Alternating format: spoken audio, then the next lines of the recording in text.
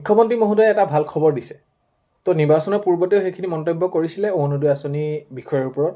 এতিয়া অৰুণোদয় আঁচনি যিসকল মহিলাই পাই আহিছে তেওঁলোকৰ যি 1250 টকাৰ পৰা 3000লৈ হ'ব। এতিয়া বহুতে ভাবি আছে যে অহা মাহতে তেওঁলোকে 3000কৈ পাব।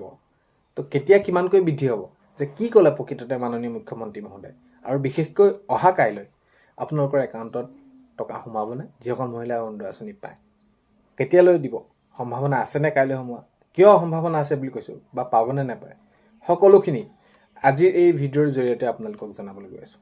যিসকলে অৰুণোদয় আঁচনি পায় আপোনালোকে শেষলৈকে চাওক। ভিডিঅ'টো আপোনালোকে শেষলৈকে নাচায়, পিছত কিন্তু কমত আপোনালোকে কমেণ্ট কৰে। আৰু বহুতে এইটো সুধি আছিলে যে মুখ্যমন্ত্ৰী মহোদয়ে যিহেতু নিৰ্বাচনৰ সময়ত কৈছিলে নতুন প্ৰপত্ৰ দিয়াৰ ক্ষেত্ৰত কোনসকলে পাব, আৰু প্ৰথমৰ পৰ্যায়ৰ পৰা বহুতো মহিলা বাদ পৰিছিলে, তেওঁলোকক আকৌ প্ৰপত্ৰ দিবনে, তেওঁলোকে পূৰ কৰিব পাৰিবনে, এই বিষয়খিনি শেষলৈকে চাই আপোনালোকে মন্তব্য আপোনালোকৰ কমেণ্টৰ জৰিয়তে জনাবলৈ নাপাহৰিব। আৰু ভিডিঅ'টো লাইক এটা কৰি দিব আৰু শ্বেয়াৰ কৰি দিব।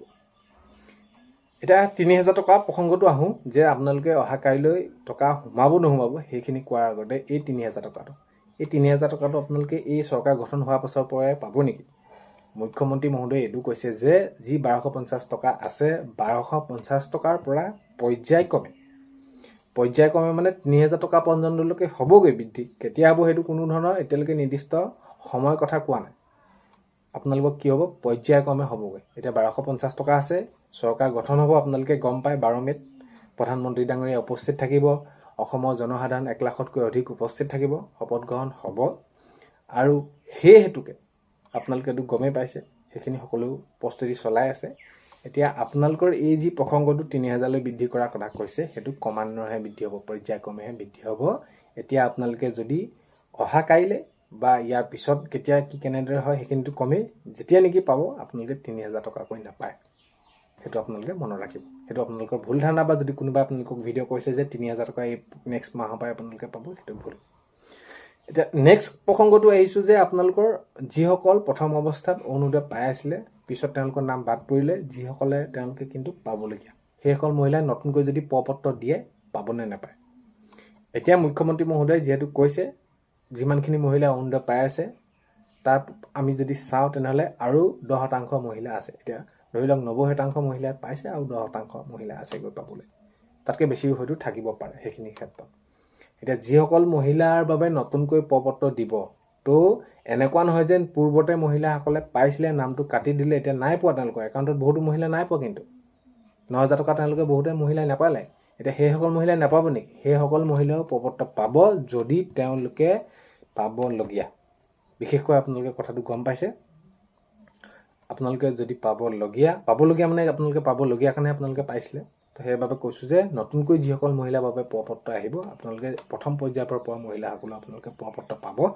এটা কথা মন কৰিব, যেতিয়া নেকি এই প্ৰপত্ৰ দিয়া দিন ঘোষণা কৰিব মুখ্যমন্ত্ৰী মহোদয়ে, আপোনালোকে য'ত যেনেকৈ প্ৰপত্ৰ দিয়াৰ কথা কয়, যদি পঞ্চায়তত দিয়াৰ কথা কয় আপোনালোকে আপোনালোকে ছেক্ৰেটাৰী ওচৰত যাব, জনপ্ৰতিনিধি আপোনালোকৰ প্ৰেচিডেণ্ট যোন হয়, ৱাৰ্ড মেম্বাৰ হয়, সেইখিনি খবৰ আপোনালোকে কৰি থাকিব। কাৰণ কেলৈ আঁচনিখন ৰূপায়ণ কৰা হৈছে যিসকল মহিলা দুখীয়া দৰিদ্ৰ সীমাৰেখাৰ তলৰ পৰিয়ালৰ মহিলা, বিশেষভাৱে সক্ষম লোকসকল, কোনোবা অবিবাহিত মহিলা, তো এই মহিলাসকলৰ বাবেহে আঁচনিখন ৰূপায়ণ কৰা হৈছে। আৰু যদি প্ৰকৃততে আপোনালোকে তাৰ ভিতৰত পৰে তেনেহ'লে আপোনালোকে পাবলগীয়া, তাত কোনো আপোনালোকে হেমাহি কৰি নাথাকিব। আপোনালোকে প্ৰপত্ৰ যেতিয়া দিব আপোনালোকে সেইখিনি আনিব, পূৰ কৰিব, পাব, আৰু সেইখিনি আপোনালোকক দিবই লাগিব। মুখ্যমন্ত্ৰী মহোদয়ে কৈছে যে যিসকল পাবলগীয়া মহিলা সেইখিনি পাবই লাগিব।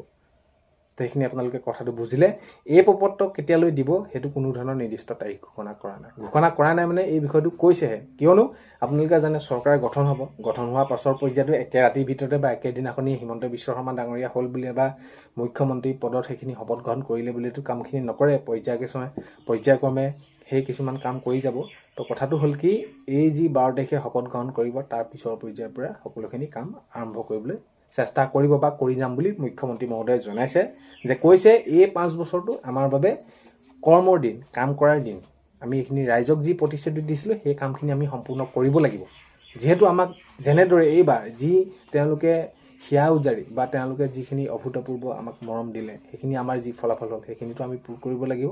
তো সেই যোৱা যি 5 বছৰ আছিলে সেইখিনি কৰিলোঁ যিমানখিনি পাৰিলোঁ, আৰু এইবাৰ বহুত বেছি ৰাইজৰ হৈ কাম কৰিম বুলি সেইখিনি মুখ্যমন্ত্ৰী মহোদয়ে জনাইছে। বাৰু সেইখিনি বিষয়খিনি আমি বহুত বেছি বিতং কৰি থকাৰ প্ৰয়োজন নাই।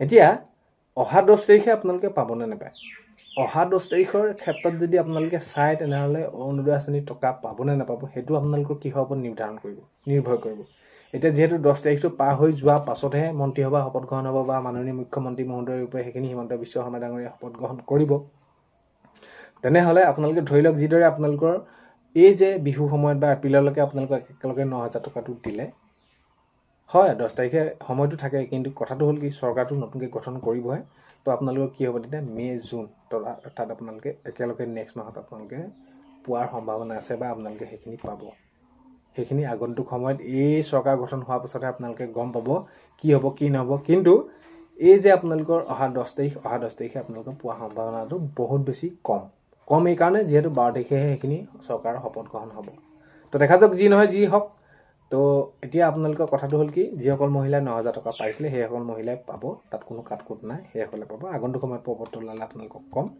আৰু সেই ভিডিঅ'টো শেষলৈকে চোৱাৰ বাবে বহুতেই বেছি ধন্যবাদ আৰু এইখিনিতে এটা অনুৰোধ কৰিম চেনেলটোলৈ যদি আপোনালোক নতুনকৈ আহিছে ছাবস্ক্ৰাইব কৰাৰ লগতে কাষত থকা বেল আইকনটো প্ৰেছ কৰি অল কৰি থ'ব যাতে নতুন এটা ভিডিঅ' দিয়াৰ লগে লগে আপোনালোকে আগতীয়াকৈ চাবলৈ পায় আজিলৈ মানে অন্য এটা ভিডিঅ'তে লগ পোৱাৰ বাই